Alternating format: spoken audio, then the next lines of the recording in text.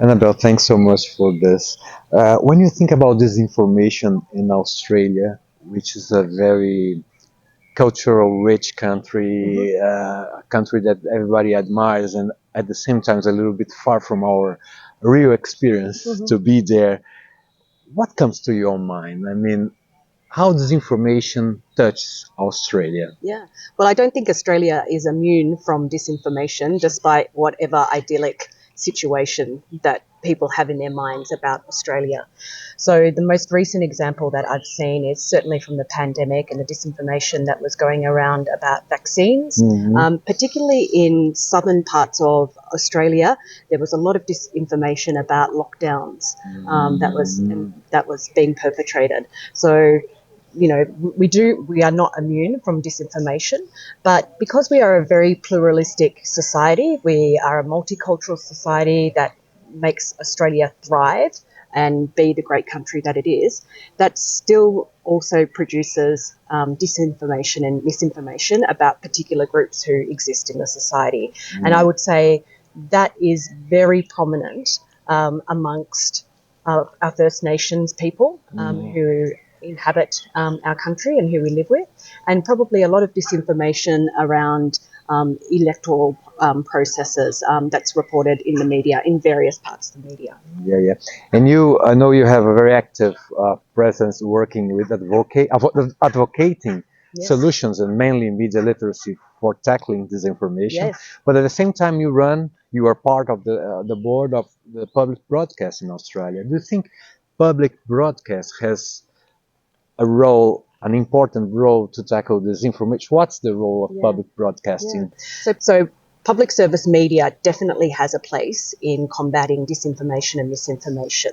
So within the charters of public service media organisations is to educate, entertain and inform all of the citizens of the country which the public service media exists.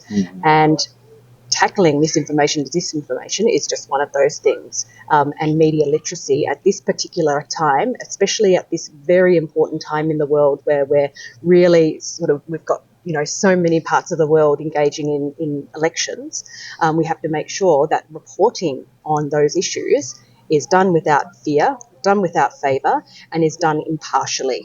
And at the core and heart of public service media and public service journalism is to be impartial. Exactly. And so, but is there a trend of public media service to be co-opted by governments instead of keeping themselves independent Yeah. and being a public service Yeah. itself?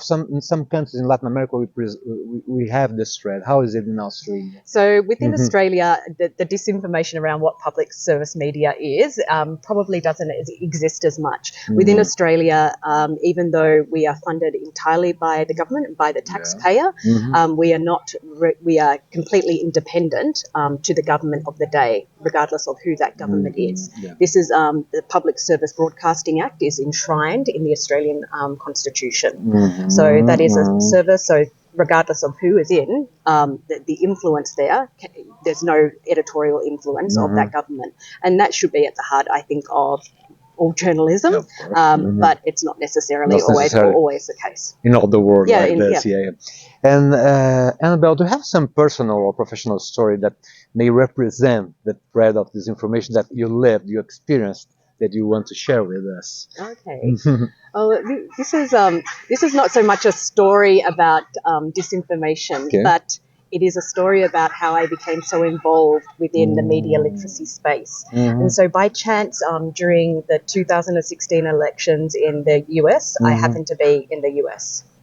And at the time I was visiting Washington, and there was a museum there called the Newseum, okay, which sort of celebrates about the news, an amazing institution, rest in peace. That is not there. Unfortunately, it's closed. Yeah. And there was lots of discussion at the time because it was Media Literacy Week, and I was watching my social media feeds and thinking, well, why isn't Australia part of this conversation?